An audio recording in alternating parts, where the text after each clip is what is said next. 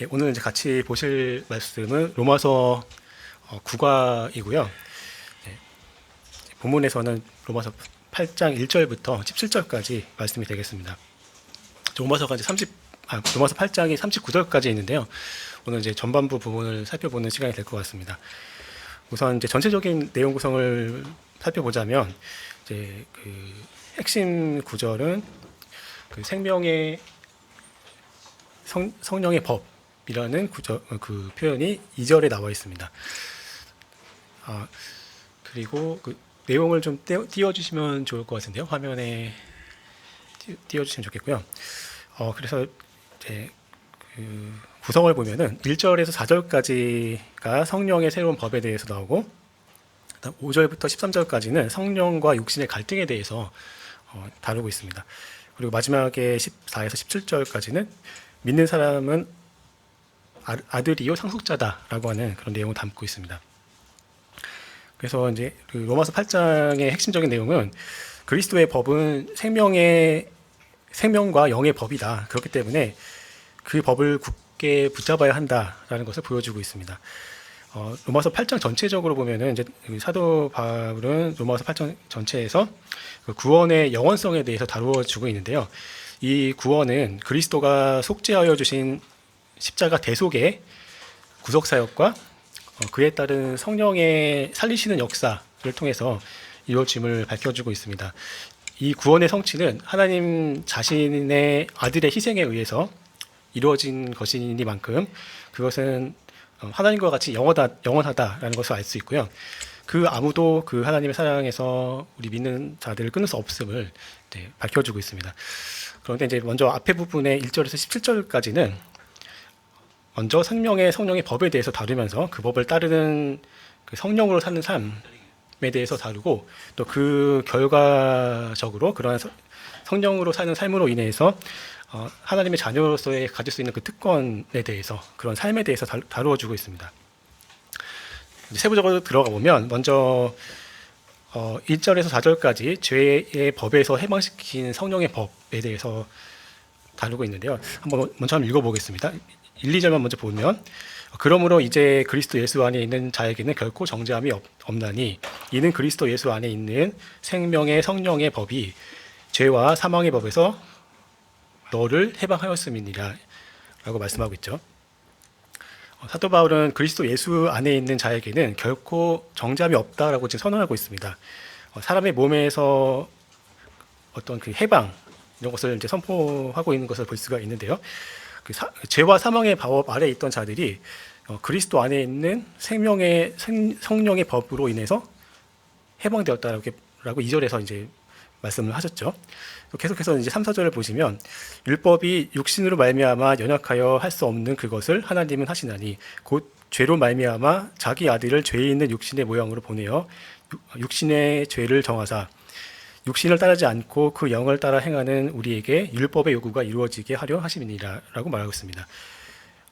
이 3절에서 보시면 인간의 육신은 연약하다라고 말하면서 율법의 요구를 이룰 수 없기 때문에 하나님께서는 새로운 성령의 법으로 인간을 죄의 법에서 구원하셨다라고 말씀하셨죠. 그러면서 죄 없는 그리스도를 죄 있는 육신의 몸을 입고 이 땅에 오게 하셨고, 또 십자가의 형벌을 당하게 하심으로써 그 율법의 요구를 이루어지게 하셨던 것임을 알 수가 있습니다.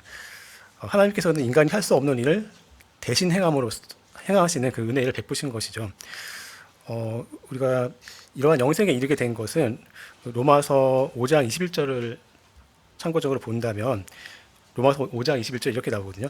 이는 죄가 사망 안에서 왕노릇한 것 같이 은혜도 또한 의로 말미암아 왕노릇하여 우리 주 예수 그리스도를 말미암아 영생에 이르게 하려 함이라 라고 말하고 있습니다. 다시 말해서 이러한 영생, 은혜를 베푸신 그 영생은 예수 그리스도로 말미암아서 온 것이고요. 그분을 하나님께서 보내주셨고, 우리가 이룰 수 없는 그 율법이 요구하는 것들을 예수님을 통해서 이루어 주신 것을 알 수가 있습니다. 그런데 이것이 이제 어떤 식으로 되냐면 성령을 통해서 이제 성령의 능력으로 됐다는 것을 또 밝혀주고 있는데요. 5절에서 13절에 그 성령에 속한 자들에 대해서 말씀을 해주고 있습니다. 5절부터 8절을 한번 보겠습니다. 5절에 보시면 육신을 따르는 자는 육신의 일, 영을 따르는 자는 영의 일을 생각하나니 육신의 생각은 사망이요 영의 생각은 생명과 평안이냐. 육신의 생각은 하나님과 원수가 되나니 이는 하나님의 법에 굴복하지 아니할 뿐 아니라 할 수도 없습니다. 육신에 있는 자들은 하나님을 기쁘시게 할 수 없느니라 라고 되어 있습니다. 5절에 이제 하나님의 아들 그리스도를 믿는 자는 육신에 속하지 않고 영에 속하였기 때문에 육신을 쫓지 않고 영의 일을 생각한다라고 말씀하고 있습니다. 여기서 이제 육신을 쫓아 사는 사람, 즉 구원받지 못한 사람은 육신에 이제 관심이 많은 사람이라고 생각해 볼 수 있을 것 같고요. 이러한 사람들은 육신의 충동에 이제 순종을 하고 있다. 이러한 사람들은 이제 타락한 본성의 욕구를 만족시키기 위해서 살고 있고, 이 사람들의 특징은 잠시 후면 흙으로 돌아갈 그 육체의 필요를 위해서 살고 있다. 이게 이제 우리가 구원받기 전에 그 모습이라고 할 수 있겠죠. 육신을 쫓아 살던 그 모습이었다면, 이제 성령을 쫓아 사는 사람은 어떤 특징이 있는가 하면, 진실하게 믿는 사람이죠. 즉 신자이고요. 성경을 믿는 사람이고 하나님의 말씀을 믿고 또 하나님을 믿는 사람입니다.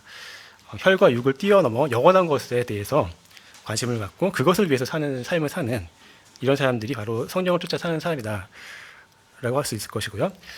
이러한 분들의 특징은 이제 하나님의 말씀을 사모하고 또 기도의 삶, 또 예배와 주님의 일에 관심을 집중하는 그런 삶을 살고 있는 특징을 보여줍니다.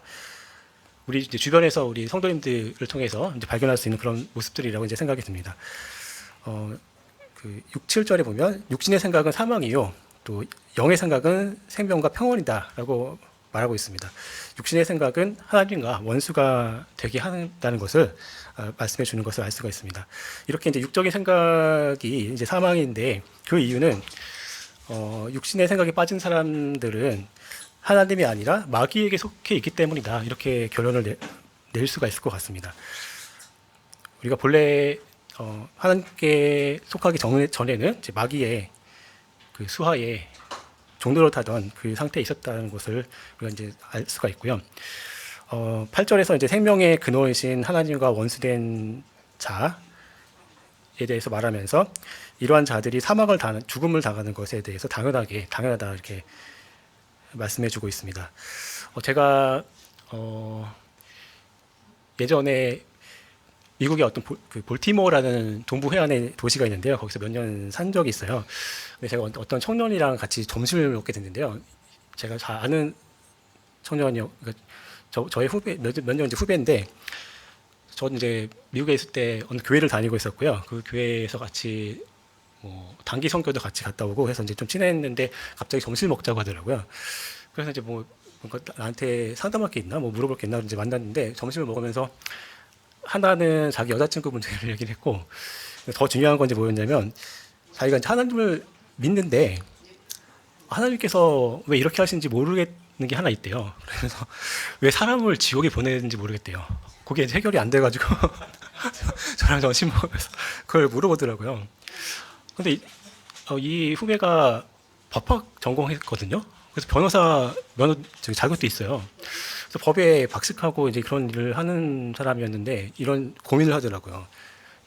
법의 그 집행에 대해서 고민한 거죠. 하나님께서 법을 그렇게 엄하게 사람을 지옥에 보내기까지 하시는 것에 대해서. 그래서 이제 그 깊은 고민과 시름에 빠져 있었던 모습이 기억이 나는데요. 근데 제가 그때 적절한 답을 잘 못 해준 것 같습니다. 근데 이제 와서 오늘 성경 공부를 준비하면서 그게 딱 떠오르더라고요. 그때 이제 오늘 공부한 내용을 잘 전해줬으면 어땠을까라는 생각이 이제 드는데요. 이제 육신의 생각이 사망인 것은 그것이 하나님과 원수가 되기 때문이다. 이런 말을 좀 해줬으면 어땠을까. 죄인은 하나님을 거스리고 또 적극적으로 대적하는 사람이죠. 그러니까 대적자이고 반역자의 위치에 있는 그런 사람들이기 때문에 육신의 생각은 또 하나님의 법에 굴복하지 않는다고 말씀하셨잖아요. 또 그것은 하나님의 뜻이 아닌 자신의 뜻을 따르는 것이기 때문에 결국은 이제 이 세상 신을 따르는 것이고요. 고린도후서 4장 4절에 나오는 이 세상 신이 나오죠. 또 요한 1서 3장 8절에도 죄를 짓는 자는 마귀에게 속하였다라고 말씀하고 있습니다. 또 마귀의 일을 한다고 또 나오거든요. 또 마태복음 25장 41절에는 잘 아시는 말씀이실 텐데 또 왼편에 있는 자들에게 이르시되 저주를 받은 자들아 나를 떠나 마귀와 그 사자들을 위하여 예비된 영원한 불에 들어가라. 이런 말씀이 나오잖아요. 즉 그 지옥불이라는 것은 마귀를 위해서 예비되어 있다라고 그 영원한 불이 물론 이제 믿지 않는 자들이 들어가는데 그것이 처음부터 믿지 않는 자들을 위해서라기보다는 마귀와 그 마귀 사자들을 위해서 준비된 곳이고 이제 마귀에게 종로를 하던 그 하나님의 대적된 편에 있었던 원수된 자들이 결국은 그 예비된 영원한 불에 들어가는 것이다. 이런 말을 좀 전해주셨으면 좋았을 텐데 이제 그 뒤로 그 후배가 어떻게 신앙생활을 하고 있는지 지금 소식이 끊겨가지고 잘 모르겠습니다만 어쨌든 우리가 이제 여기 생각해 볼 것은 하나님께서 그렇게 믿지 않는 자들에 대해서 준엄한 심판을 내시는 거고 그것은 우리가 죄의 결과이기 때문에 그렇다는 것을 이제 다시 한번 생각해 볼 수가 있는 것 같습니다. 그리고 이제 9절부터 11절 다시 한번 성경으로 본문으로 돌아가겠습니다. 9절에 보시면 만일 너희 속에 하나님의 영이 거하시면 너희가 육신에 있지 아니하고 영에 있나니 누구든지 그리스도의 영이 없으면 그리스도의 사람이 아니라 또 그리스도께서 너희 안에 계시면 몸은 죄로 말미암아 죽은 것이나 영은 의로 말미암아 살아있는 것이니라. 예수를 죽은 자 가운데서 살리신 이의 영이 너희 안에 거하시면 그리스도 예수를 죽은 자 가운데서 살리신 이가 너희 안에 거하시는 그의 영으로 말미암아 너희 죽을 몸도 살리시리라 라고 이제 말씀합니다. 이 구절에서 성도가 영에 속하였다라는 표현이 나오는데 그리스도의 영이 그 안에 사람 안에 거하심을 의미한다고 보여집니다. 또 10절에서 11절에 믿는 자에게는 하나님께서 성령을 선물로 주시고 또 그 성령이 언제나 동행하게 하시는 그런 내용이 나와 있습니다. 어떤 사람이 이제 거듭날 경우 그 사람은 더 이상 육신에 있지 않고 이제 성령 안에 있게 되는 거죠.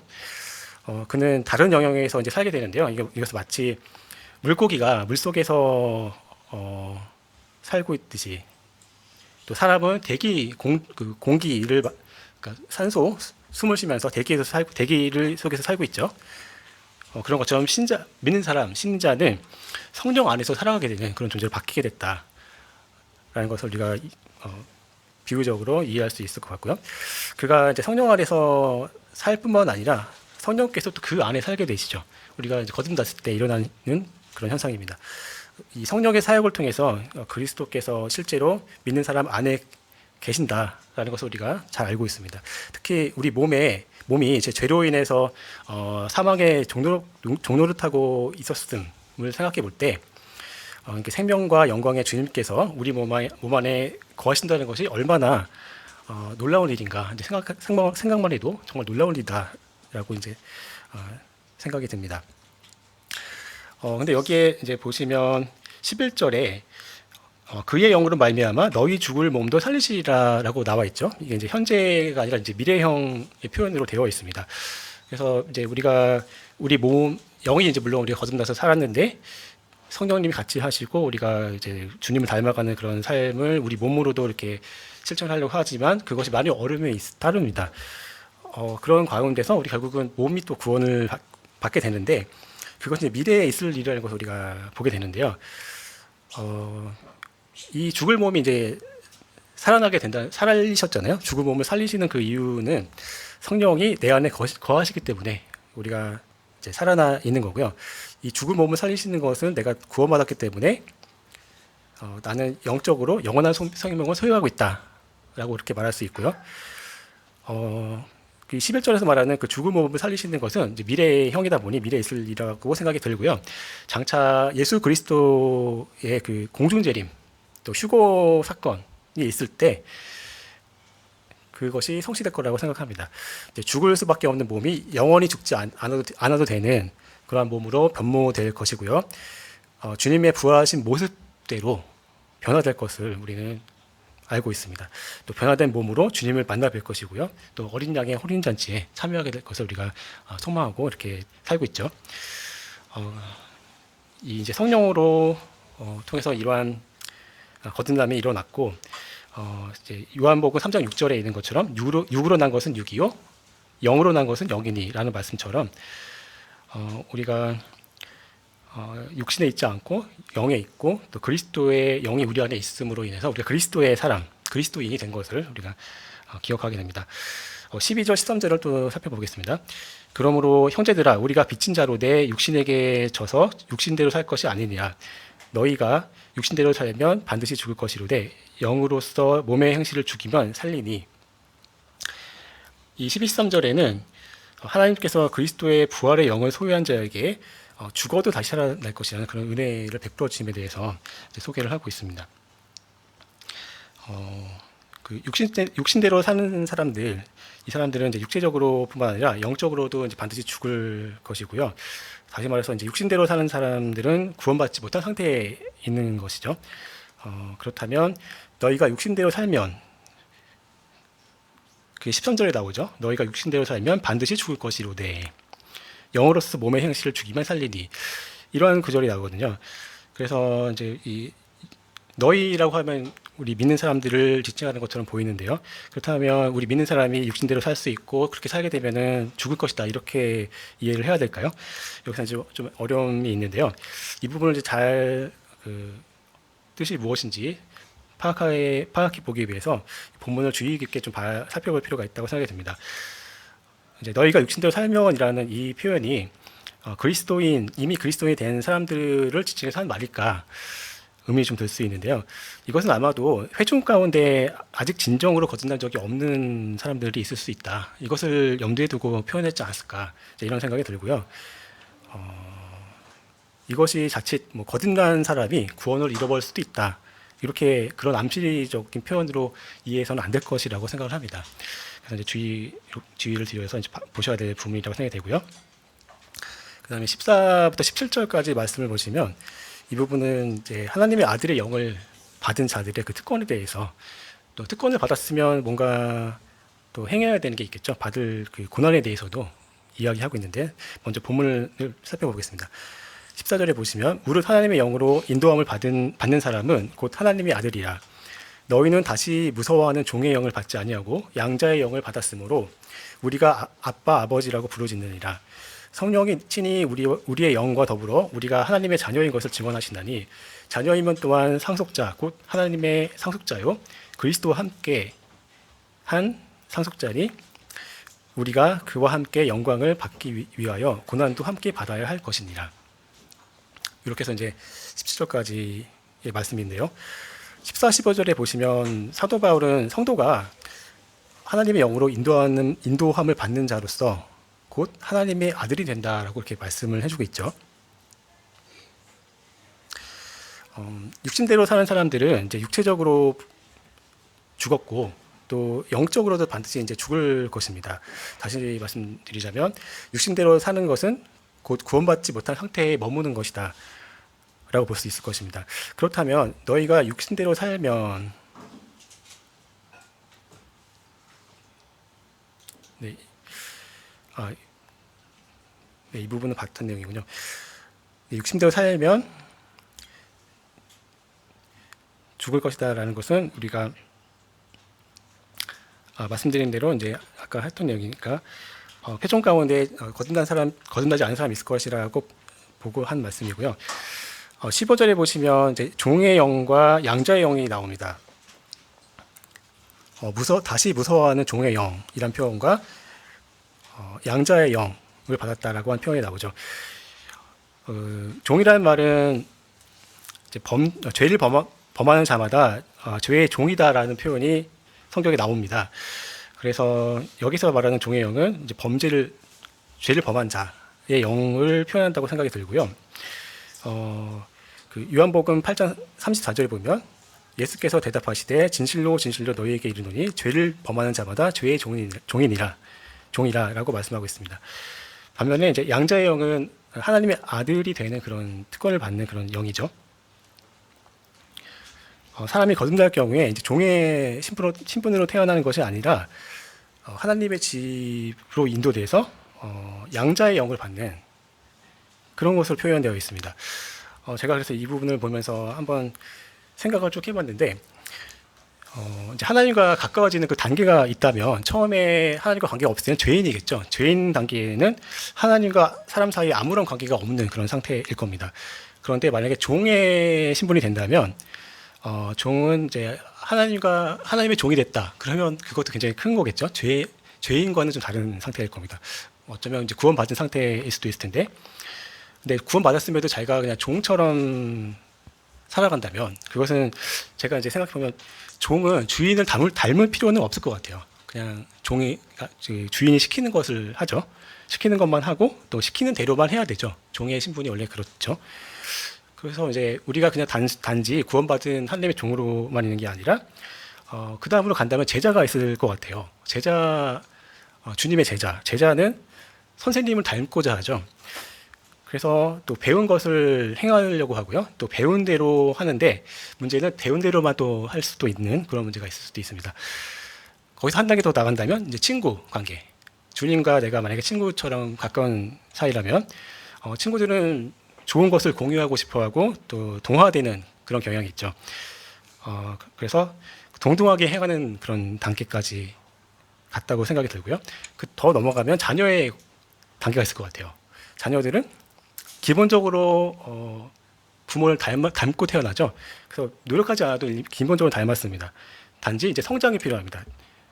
그 닮은 것을 계속 성장시켜서 부모와 같이 자라나야 되겠고요.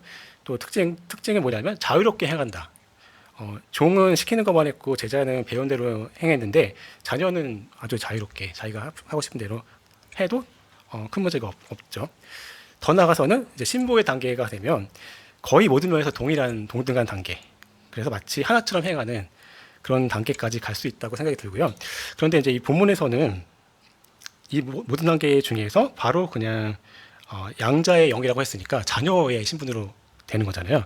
그러니까 하나님께서는 바로 우리를 자녀의 신분처럼 여겨주셨기 때문에 우리가 마치 뭐 종처럼 시키는 것만 한다든지 아니면 배운 대로만 하려고 하는 게 아니라 자유롭게 자녀처럼 또 신부처럼 주님과 거의 동등한 단계까지 이룰 수 있도록, 물론 이 땅에 사는 동안에 그렇게 되지는 않겠죠. 이제 우리가 성화의 과정을 단계 올라갔는데 결국 우리가 이제 휴거돼서 공중에서 주님을 만나 뵐 때 이런 이제 혼인 잔치가 있을 때 우리가 신부의 모습으로 주님 앞에 설 수 있을 거라고 생각이 듭니다. 그 하나님의 아들이라고 17절에 나오는데요. 이제 아들 즉 양자는 하나님의 나라를 유업으로 이제 받게 될 것이다라는 것을 우리가 내포하고 있다고 생각을 할 수 있고요. 왜냐하면 아들이니까 부모의 재산을 물려받겠죠. 죄로 인해서 하나님의 원수가 되었던 사람들조차도 그리스도 안에 있으면 그리스도의 영을 받을 수 있고 또 하나님의 아들이 가질 수 있는 그 권세를 갖게 된다. 이런 진리를 16, 17절에서 보여주고 있습니다. 놀라운 이제 복음의 그 구속의 그 진리를 알려주고 있고요. 그래서 하나님을 우리는 심지어 아빠, 아버지라고 담대하게 부를 수 있는, 또 하나님을 더 이상 무서워하거나 두려워하지 않게 되는 그런 자녀로서의 신분을 얻게 되었습니다. 이것은 마치 이제 자녀가 엄마나 아빠를 부를 때 굉장히 신뢰를 하기 때문에 그렇게 부르죠. 저도 이제 집에 있다 보면 저희 딸이 항상 저 아빠를 하루에도 몇 번씩 되는데요. 맨날 하는 얘기가 그거예요. 아빠 이리 와봐. 아빠 이것 좀 해줘. 아빠 저것 좀 가져다 줘. 아빠 같이 놀아줘. 맨날 그 얘기를 듣거든요. 이럴 때 저는 이제 기분이 되게 좋아져요. 나를 이렇게 찾고 기쁨이 있습니다. 그렇듯이 우리가 하나님 아버지를 아빠 아버지라고 부를 때 하나님은 또 어떠실까? 비슷하게 아니면 동일하게 기뻐하시고 기분 좋아하시지 않을까 이런 생각이 듭니다. 그런 특권을 우리에게 주셨기 때문에 우리가 기도와 간구로 주님께 나아가서 실제로 그렇게 기도할 수 있는지 모르겠습니다. 아빠 이것 좀 해줘라고까지는 제가 기도해 본 적은 없지만 이제 마치 그렇게 하듯이 자녀가 저의 그 부모에게 하듯이 그런 이제 친한 관계까지 이룰 수 있게 해주셨다라는 것을 우리가 알 수 있습니다. 이 그리스도로 인해 양자됨 이 부분이 이제 다른 곳에도 나오는데요. 에베소서 1장 5절에 보시면은 그 기쁘신 뜻대로 우리를 예정하사 예수 그리스도를 말미암아 자기의 아들들이 되게 하셨으니라고 하는 말씀이 나옵니다. 예정되어 있었다라는 것을 알 수 있고 또 기쁘신 뜻대로 하셨고 예수 그리스도를 말미암아 이루어졌으며 또 우리는 신분이 하나님의 아들들이 된, 여기서 말하는 아들들은 자녀들이라고 보시면 되겠고요. 그래서 우리는 자녀된 삶의 그런 삶을 살 수 있게 되었습니다. 우리가 이렇게 확고한 믿음과 소망을 가지고 자기가 하나님의 자녀가 됐음을 믿는 그런 믿음을 가졌다면 그 사람은 진정한 하나님의 자녀일 것입니다. 왜냐하면 이제 그렇게 믿는 것은 성령이 없이는 아무도 할 수 없는 일이기 때문에 그렇습니다. 그래서 이러한 이제 소망과 믿음을 가지신 우리 성도님들께서 그 믿음을 굳건히 지키시기를 바라겠습니다. 그런데 이제 하나님에게 자녀가 되는 특권을 받았다면 그 사람은 또 그에 따르는 대가가 있게 되는데요. 우리는 하나님의 공동 상속자로서 그리스도와 함께 영광을 받기로 그렇게 예정이 되어 있습니다. 그런데 그와 함께 고난도 함께 받도록 그렇게 되어 있습니다. 그래서 우리는 고난 없이 이 과정을 통과할 수 없음을 우리 17절에서 다시 한번 보게 되고요. 이 고난도 함께 받아야 될 것이니라라고 덧붙였는데 이것을 자칫 또 오해하면 고난을 받아야만 구원을 받는 것인가라고 또 생각할지 모르겠어요. 근데 이것은 구원의 전제 조건으로 제시된 것은 아니다라는 것을 또 주의해서 보셔야 할 것 같습니다. 모든 그리스도인을 고난의 참여자로 보고 있다는 뜻이지 뭐 특별한 사람만 고난을 받을 것이다. 그 고난 받은 사람들만 뭐 구원을 받거나 특별한 상을 더 받는 것이다. 이런 뜻이 아니라 모든 그리스도인이 동일하게 고난을 받는 그 그리스도의 남은 고난에 참여하게 된다라는 뜻이 되겠고요. 또 마찬가지로 모든 그리스도인이 그리스도와 함께 영광을 받는다는 것도 동일한 것이죠. 영광도 동일하게 다 같이 받고 또 고난도 다 같이 받는다 이런 뜻으로 이해하시면 좋겠고요. 물론 이제 고난에 참여하는 정도가 동일하지는 않겠죠. 또 그에 따라서 받는 상도 동일하지는 않을 것입니다. 그리스도를 위하여 다른 이들보다 더 고난을 받는 사람들도 있을 것이고요. 이런 사람들은 또 더 다른 상급, 또 더 나은 영광이 있을 것이다라고 우리는 생각해 볼 수 있습니다. 네, 여기까지 본문에 대한 내용 이해는 마치도록 하고요. 이제 문제풀이로 넘어가겠습니다. 오늘은 문제가 그렇게 많지는 않은 것 같습니다. 먼저 1번 보시면 그리스도 예수 안에 있는 자에게는 결코 정죄함이 없나니 라고 1절에 나와 있습니다. 이 말이 무슨 뜻인지를 물어보고 있습니다. 그러면서 이제 참고적으로 1절에서 그러므로 이제는 이전과는 다른 새로운 질서와 원리가 나타났음을 이제 이렇게 결론적으로 말할 수 있게 되었다라는 의미를 전달하고 있다라고 이 교재를 이제 만드신 분께서 이렇게 달아놓으셨는데 이제 제가 답을 생각해 보면서 결코 정죄함이 없다는 게 무슨 뜻일까 이제 생각을 해봤는데요. 내가 아담 안에 있었던 동안에는 정죄함이 있었던 그런 시기가 있었죠. 구원받기 전에 그런 시기가 있었는데 이제는 내가 그리스도 안에 있게 되었고요. 그렇기 때문에 나의 죄와 관한 아무런 하나님의 정죄가 나에게는 더 이상 없다라는 의미로 받아들일 수 있다고 생각이 들고요. 다시 말해서 생명의 성령의 법이 나를 해방시켰다. 하나님의 법이 나를 해방시켰기 때문에 죄와 사망의 법에 의한 정죄를 받지 않게 되었다라는 의미로 이제 해석을 할 수 있을 것 같습니다. 그리고 이번에 문제 보시면 율법의 요구는 무엇인가라고 물어보는데요. 4절에 보시면 그 표현이 있어요. 육신을 따르지 않고 그 영을 따라 행하는 우리에게 율법의 요구가 이루어지게 하려 하심이니라라고 나오거든요. 이 율법의 요구라는 표현이 우리 이제 개역 개정판에는 율법의 요구라고 되어 있고요. 다른 또 성경들 번역판에 보면은 율법의 의라고 또 번역된 곳도 있어요. 그런 성경도 있어요. 그래서 영어판으로 보셔도 이제 그 NIV에서는 요구라고 번역할 수 있는 requirement가 나오고요. 킹제임스 버전 쪽에서는 righteousness라고 하는 의라는 표현으로 이제 번역을 하고 있고요. 그래서 제가 이제 원문에서도 어떤가 살펴봤는데 원문에는 그냥 동일한 단어 하나더라고요. 이게 판이 뭐 이렇게 갈라져 있어가지고 뭐 두 종류의 단어가 판본이 있는 게 아니고 같은 단어를 이렇게 각각 번역했다는 걸 알게 됐고요. 근데 이제 여기서 정확하게는 의에 가까운 단어인데 이제 의라고 표현했을 때 그 의미가 있고 그거를 약간 의역했을 때는 요구라고까지도 번역을 할 수도 있을 것 같아요. 그래서 이제 요거를 합쳐가지고 보면은 율법의 의로운 요구 이 정도로 이렇게 번역할 수 있었던 것 같고요. 그런 의미를 담고 있다고 생각이 들고요. 그래서 어느 쪽에서는 의라고 번역 그대로 했고 어떤 데서는 요구라고 이제 번역을 하고 있는데요. 어느 쪽으로 번역하든지 문맥적으로는 이해를 할 수 있고요. 이제 그 답을 달자면 율법의 요구 즉 율법의 의, 그거 율법의 요구라는 것은 율법을 바르게 지키는 것이 아닐까 이제 그렇게 생각이 듭니다. 그 문맥적으로는 그런 뜻을 담고 있을 것 같고요. 로마서 2장 26절에도 동일한 표현이 나와요. 물론 이제 우리 번역판에는 다른데요. 로마서 2장 26절에 그런즉 무할례자가 율법의 규례를 지키면 그 무할례를 할례와 같이 여길 것이 아니냐라고 나오거든요. 여기 이제 율법의 규례가 이제 영어 표현이나 원어에 보면은 같은 단어 표현이고요. 그래서 율법의 요구라고 해도 되고 아니면 율법의 의라고 해도 되는 동일한 문맥의 단어들입니다.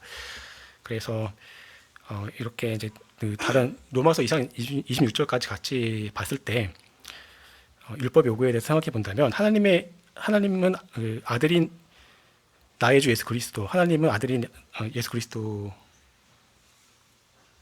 통해서 나를 구원해 주셨는데 이 율법의 의로운 요구를 내가 성령을 따라 행함으로 이룰 수 있게 해주셨고 또 육신을 쫓지 않고 성령을 쫓아 행하는 삶이 내 안에 이루어지게 그렇게 해주셨습니다. 그래서 우리가 율법의 요구, 율법의 의를 이제 이룰 수 있게 해주셨음을 알 수가 있습니다. 3번 문제 보실게요. 육신을 따라 사는 삶과 성령을 따라 사는 삶에는 어떤 차이가 있는가 물어봤습니다. 5절부터 8절에 그 내용이 나오고요. 단순히 본문에 있는 내용을 이제 표로 한번 정리를 한 건데요. 왼쪽 편에는 그 육신을 따르는 삶이 나와 있고 오른쪽에 성령을 따르는 삶이 나와 있습니다. 육신을 따르는 삶은 6절, 7절에 보면은 육신의 생각은 사망이라고 표현을 해놨죠. 그리고 이제 성령을 따르는 삶은 영의 생각을 하게 되고 영의 생각은 생명과 평안이다. 그렇게 대조적으로 비교하고 있습니다. 그리고 이제 하나님과 원수가 된다라고 했는데요. 7절에 보면은 그 표현이 나오고 또 육신을 따르는 사람의 특징은 하나님의 법에 굴복하지 않는다라고 하고 있습니다. 하나님의 말씀을, 하나님의 그 법을 굴복하지 않는다, 즉 따르지 않는다는 뜻이겠죠. 또한 그렇게 따를 수도 없다, 굴복할 수도 없다라고 말하고 있습니다. 따라서 이 부분을 이제 반대로 보면 성령을 따르는 삶이 되겠죠. 그래서 하나님의 원수가 되는 것에 반대가 되는 것은 하나님의 자녀가 되는 것이라 볼 수 있고요. 하나님의 법에 굴복하지 아니하고 굴복할 수도 없는 것은 하나님의 법에 굴복하는 것이고 또 따르는 것이고 하나님의 법을 따를 수 있게 된 것이고 라고 볼 수 있습니다. 그리고 8절에 보면 육신에 있는 자들의 특징이 하나님을 기쁘시게 할 수 없다라고 나와 있습니다. 그래서 그것의 반대로 보면 성령에 이끌린 자가 성령을 따르는 사람이고 이 성령에 이끌린 자는 하나님을 기쁘시게 할 수 있다라고 이렇게 비교해서 볼 수가 있을 것 같습니다. 그래서 우리는 이 왼쪽 편에 있었던 사람들이었는데 오른쪽으로 성령을 따른 삶으로 옮긴 사람들이잖아요. 그래서 우리는 왼쪽에 있는 사람들을 오른쪽으로 올 수 있게 돕는 사람이고 또 오른쪽에 있는 성령을 따르는 삶을 그렇게 살아가고 있는 그런 과정 중에 있는 사람들입니다. 따라서 우리는 하나님의 자녀가 되었고 또 하나님의 법을 따르는 사람이고 영의 생각을 통해서 생명과 평안을 갖고 있는 사람들이고 결국 성령에 이끌려서 하나님을 기쁘시게 하는 삶을 살고 있는 그런 성도의 삶을 살고 있는 사람들인 것을 알 수가 있습니다. 만약에 우리가 그런 삶이 안 되고 있다면 우리가 뒤돌아보고 어디서 우리가 문제가 있는지 또 그 말씀을 얼마나 공부하고 또 따르고자 하고 있는지 또 내 안에 성령님이 내주하시는 것을 얼마나 믿고 있고 또 그 성령의 그 충만함을 그 추구하고 있는지 이런 것들을 한번 다시 점검해 봐야 할 거라고 생각이 됩니다. 다음 4번 문제로 넘어가겠습니다. 생명의 성령의 법과 죄와 사망의 법에 대해서 설명해 보세요. 라고 이제 문제가 나와 있고요. 이제 살펴볼 구절은 8장 2절에 나와 있는 말씀이 되겠습니다. 이는 그리스도 예수 안에 있는 생명의 성령의 법이 죄와 사망의 법에서 너를 해방하였음이니라. 이 부분이 되겠고요. 그리고 이제 참고 구절로 여호수아 4장 1절에서 9절이 나와 있더라고요. 그래서 이제 이게 왜 있을까 살펴봤는데 이 여호수아 4장에 나온 말씀은 이제 요단강을 건너가지고 이스라엘 백성이 그 가나안 땅으로 들어가는 그 장면인데요. 요단강을 건널 때 하나님께서 이제 말씀하시기를 그 언약궤를 같이 가져가는 그 내용이 나와요. 그래서 이제 그 부분인데 이 언약궤에는 뭐가 들어 있습니까? 우리가 이제 히브리서를 통해서 다 알고 계실 것 같은데 히브리서 9장 4절에 보면은 그 안에 뭐가 있는지가 나오죠. 세 가지가 이제 들어 있다고 하는데 금향로와 사면을 금으로 싼 언약궤가 있고 그 안에 만나를 담은 금 항아리와 아론의 쌍난 지팡이와 언약의 돌판들이 있다 이렇게 나와 있습니다. 그래서 이 언약궤에는 만나가 담겨 있는 그 금 항아리와 또 싹이 나 있는 지팡이가 있을 뿐만 아니라 이제 여기서 이제 보고 싶은 거는 언약의 돌판들이겠죠. 그래서 이 언약궤 안에 있는 언약의 돌판들, 즉 십계명을 적어주신 하나님께서 적어주신 첫 번째 거는 깨졌고 새로 적어주신 두 번째 돌판이 있을 텐데 다시 말해서 십계명, 즉 하나님의 법을 말한다라고 생각할 수가 있겠고요. 이 하나님의 법, 그 율법을 지키는 것. 근데 그 지키는 것을 통해서는 지킬 수도 없을 뿐만 아니라 지키는 것을 통해서 구원을 받을 수가 없잖아요. 그래서 우리가 예수 그리스도의 능력으로 성령의 법을 통해서 은혜로서 구원을 받게 됐는데, 그래서 이 두 개를 이제 비교하기 위해서 여호수아 4장 1에서 9절 말씀을 같이 보라고 해놓은 것 같아요. 그래서 이제 참고 구절이 굉장히 많이 있는데요. 요한복음 6장 63절도 있고요. 또 로마서 8장 12절 그리고 오늘 본문 말씀인 8장 10절에서 13절 말씀 이렇게 다 나와 있습니다. 이제 이 내용들 가지고 정리를 해보면 먼저 생명의 성령의 법부터 살펴볼게요. 생명의 성령의 법은 나의 죄값의 대속은 예수 그리스도의 피로써 이루어졌다라는 것을 우리가 알고 있습니다. 나를 살리신 이 구속은 성령의 능력에 의해서 이루어진 것이고요. 살리는 것은 성령이라고 나와 있죠. 요한복음 6장 63절에 살리는 것은 영이니 육은 무익하니라. 내가 너희에게 이른 말은 영이요 생명이라 라고 말씀해주고 있습니다. 그래서 이런 것들을 살펴봤을 때 이제 살아있는 새처럼 성령의 법에 의해서 사는 것은 그 새를 공중에 이렇게 띄워주면은 그냥 날아가 버리죠. 그래서 자유롭게 공중을 날아가는 그 새를 볼 수가 있는데요. 그것은 이제 새 안에 있는 생명의 법, 그것이 있어서 중력에 의해서 떨어지지 않고, 원래는 이제 공 같은 걸 던지면 떨어지게 돼 있잖아요. 어떤 물체를 공중에 놓으면은 자연적으로 떨어지게 돼 있는데 새들은 그냥 놔도 떨어지지 않고 날아가죠. 그것은 이제 중력을 이길 수 있는 그런 생명의 법이 있기 때문에 새들이 날아갈 수 있다라고 볼 수 있잖아요.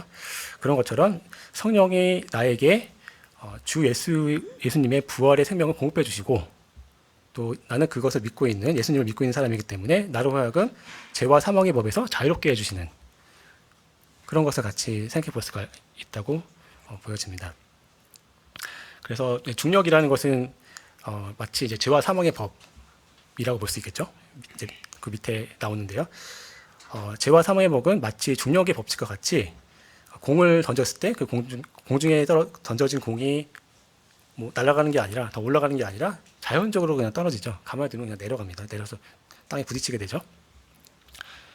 그것은 하나의 법칙이 있기 때문에 공이 떨어질 수밖에 없는 것은 중력의 법칙이라는 것이 있어서 무게가 더 큰 것들이 무게가 덜 나가는 것을 당겨서 서로 붙게 되는데, 지구가 워낙 크기 때문에 지구 쪽으로 붙는 거죠. 그래서 이제 떨어지게 되는 거죠. 그게 중력의 법칙인데, 이런 중력의 법을 이길 힘이 없기 때문에 공은 그냥 자연적으로 떨어지게 됩니다. 그래서 성령의 능력이 없는, 성령을 덧입고 살지 않는 사람들은 그냥 가만히 두면 자연적으로 죄와 사망의 법에 따를 수밖에 없는 것이고요. 우리 그리스도인조차도 이 성령의 힘을 입지 않게 된다면 어느 순간에 실족할지, 어느 순간에 추락할지 알 수가 없는 그러한 것이 바로 이게 중력의 법칙이고, 또 죄와 사망의 법이다라고 우리가 알 수가 있고요. 죄가 사람의 어떤 사람을 지배하는데 전위격적으로 지배를 해서 이 악을 따를 때 결국 인간이 사망에 이르게 되는 그런 상태에 있게 되고요. 죄와 사망의 법으로 인해서 죄로 인해서 사망에 이르게 되는 결국은 율법은 사람을 죽이는, 우리를 죽이는 법이 되는 것을 알 수가 있습니다. 그래서 이제 생명의 성령의 법과 죄와 사망의 법을 비교해 봤습니다. 다음 5번 문제로 넘어가겠습니다. 본문 말씀은 성령께서 우리 안에서 어떠한 일들을 하시고 있음을 말씀하는가 라고 해서 5절부터 16절까지 각각 이제 문제를 풀도록 되어 있고요. 6절에 보시면 6절에서는 어떤 말씀을 하고 있나 정리를 해보면 6절은 육신의 생각은 사망이요 영의 생각은 생명과 평안이니라. 아까 처음에 다 설명을 어느 정도 드렸긴 한데 다시 한번 정리를 해보자면 6절은 영의 생각은 생명과 평안이고 또 우리에게 필요한 것이 이제 순종이라고 볼 때 순종할 때는 우리가 많이 고통스럽고 힘듦을 느끼지만은 하지만 이제 순종하는 자에게는 놀라운 평안이 따라오는 것을 우리가 경험적으로 다 알고 계실 것입니다. 그래서 여기에 이제 영의 생각은 생명과 평안이다라고 하는 말씀을 우리가 간증을 통해서 다들 간증을 해주셨던 것들을 통해서 알 수가 있고요. 9절에서 11절에 보면 여기 이제 핵심 구절은 그 11절에 나오는 예수를 죽인 자 가운데서 살리신 이의 영이 나오고 이 영이 우리 안에 거하시면 그리스도를 죽은 자 가운데 살리신 이가 너희 안에 거하시는 그의 영으로 말미암아 너희 죽을 몸도 살리시리라 라고 하는 부분이 이제 핵심 구절이 되겠고 구체적인 내용은 아까 다 설명을 드렸었긴 했습니다. 그런데 이제 다시 한번 정리해 보면 성령이 나의 안에 거하시면 나의 죽을 몸도 살리실 것이다 라고 이렇게 정리를 할 수 있을 것 같아요. 그리고 13절에서 육신대로 살면 반드시 죽을 것이로되 영으로서 몸의 행실을 죽이면 살리니. 그래서 우리가 영으로서 몸의 행실을 죽일 것에 대해서 말씀을 하고 있습니다. 육신대로 사는 사람은 결국 죽음에 이르게 될 것이지만 성령으로 몸의 행실을 죽이는 사람이 육신을 이길 힘을 받을 수 있고 결국은 성령대로 행하는 그 삶을 살 수 있다라고 말씀해주고 있습니다. 또 14절에는 성령의 인도함을 받는 사람은 하나님의 아들의 삶을 살게 될 것이다라고 이제 말씀하고 있습니다. 하나님의 영으로 인도함을 받는 사람은 곧 하나님의 아들이라고 이제 표현하고 있고요. 또 우리 참고구절로 요한복음 16장 13절을 볼 수가 있는데요. 그 성령께서 오셨을 때 어떠한 일들을 행하시는지 요한복음 16장 13절에 언급하고 있는데 성령께서 우리를 진리 가운데로 인도하실 것에 대해서 말씀하고 있고 또 그 하나님의 그 말씀들을 우리에게 생각나게 해주실 것에 대해서 요한복음 16장에서 말씀해주고 있습니다. 그래서 하나님의 영으로 인도함을 받을 때 우리는 이제 하나님의 그 뜻을 알게 되고 또 하나님의 그 하셨던 말씀들을 기억하게 하셔서 우리가 하나님의 아들로서의 삶을 살 수 있게끔 인도해 주심을 알 수가 있습니다.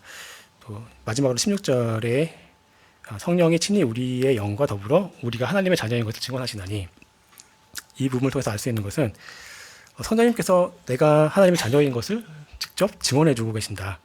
하나님께서 증인이시기 때문에 가장 강력한 증인을 우리 갖고 있는 것이죠.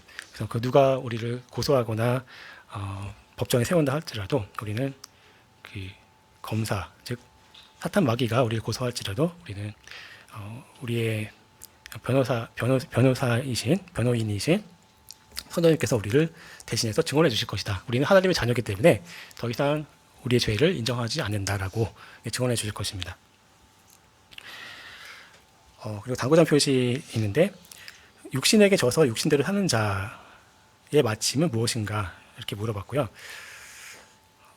이 부분도 보면 이제 나와 있는 대로인데요. 본문에 있는 것처럼 이제 사망, 즉 죽음인 것을 알 수가 있는데 본문의 말씀은 이제 나의 삶이 육신에 이끌려 사는 삶이 아니라 성령님의 능력으로 육신을 거절하는 삶을 살아야 함을 말씀하고 있습니다. 그런데 이제 그렇게 살아야 하는데 육신대로 사는 사람들, 즉 거듭나지 못한 사람들의 끝이 사망인 것이죠. 물론 이제 거듭났지만 육신적으로 실족하거나 아니면 이제 탕자의 삶으로 돌아간 일시적으로 그럴 수 있는데 그분들이 구원을 잃어버리는 것은 아니고 다시 회복할 수 있고 또 회복해야 하겠죠. 그렇지 않다면 영이 죽는 것은 아니지만 이제 몸이 죽을 수는 있을 것입니다. 그런 징계를 받을 수는 있지만 그 몸의 징계가 우리의 영원한 그 구원을 취소하는 것은 아니다라는 것을 이제 기억하시면 좋겠습니다. 그다음 6번 문제 보시면 하나님의 자녀가 누리는 특권과 그에 따른 대가가 무엇인가 물어봤고요. 우리는 하나님의 후사, 즉 상속자로 이제 선택된 사람들이고요. 하늘의 기업, 그 유업을 물려받을 자로서 마땅히 영광을 누릴 그런 자격이 있는데, 그와 더불어서 예수님께서 받으셨던 그 고난도 함께 받아야 되는 우리가 기억을 해야 하겠습니다. 그래서 그 밑에 있는 그 교훈에 대한 말씀, 그 교훈을 어떻게 적용할까 하는 문제에서 베드로전서 4장 13절과 골로새서 1장 24절이 나오는데요. 거기에 보면 그리스도의 고난에 참여한다는 표현이 나오고요. 또 골로새서 1장 24절에도 그리스도의 남은 고난이 있음에 대해서 언급을 하고 있습니다. 그래서 이러한 주님께서 다 받지 못하셨던 그 고난이라고 이해가 할 수 있을 것 같고요. 그런 고난이 남아있고 그것을 우리가 예수 그리스도 대신해서 받고, 또 그러한 고난을 통해서 우리는 예수님이 받으셨던 그 영광에 같이 또 참여해서 또 영광을 받게 되는 그러한 것을 우리가 그렇게 하기 위해서 우리가 자녀를 부름 받았다라는 것을 우리가 17절 말씀 통해서 알 수가 있습니다. 그래서 교훈은 고난이 없는 삶은 그 삶 자체가 이제 죽은 것이다라고 교훈을 내리고 적용해 보자면 저와 여러분이 각자 가정과 직장과 학교, 우리 각 삶의 현장인데요. 이런 삶의 현장에서 나의 믿음 생활에 어떤 도전이나 고난이 생겼을 때 어떻게 하고 있는가, 그 부분을 좀 살펴봤으면 하고요. 그런 상황에서 나는 이제 고난과 타협하고자 하는 그런 마음에 빠져 있지 않은지 그래서 한번 점검해 보면 좋겠습니다. 마지막으로 이제 이과의 교훈인데요. 이거는 각자 이제 풀어보셔야 되는데 저는 이제 개인적으로 한번 풀어봤는데, 저는 로마서 8장 15절 오늘 여러 말씀 중에서 그 양자의 영이 좀 마음에 끌리는 것 같아요. 두려워하는 종의 영이 아니라 아빠라고 부를 수 있는 그런 자격을 주신 그 양자의 영, 이것을 내가 받았기 때문에 내 안에 내주하시는 성령님의 능력을 힘입기를 원하고요. 또 어떤 추락하거나 걸려 넘어지는 그런 일이 발생하지 않도록, 그 악한 자의 마귀는 유혹과 올무 그런 것들을 우리에게 덫을 놓고 있습니다. 그래서 그 유혹들을 뿌리치는 삶을 살기를 원합니다. 근데 이제 그런 것이 굉장히 어렵다는 것을 저도 매일 경험하고 있고요. 그렇게 느끼고 있는데, 하지만 이제 성령으로 말미암아 나의 속사람이 능력이 있고 강건하게 행할 수 있다라는 그런 소망을 갖고 있습니다. 그것은 에베소서 3장 16절에 있는 말씀처럼 그의 성령으로 말미암아 너희 속사람을 능력으로 강건하게 하신다라고 말씀하고 있습니다. 성령을 통해서 나의 속사람이 더욱 강해질 것, 그 성도님들의 속사람이 더욱 강해지시기를 그렇게 바라고요.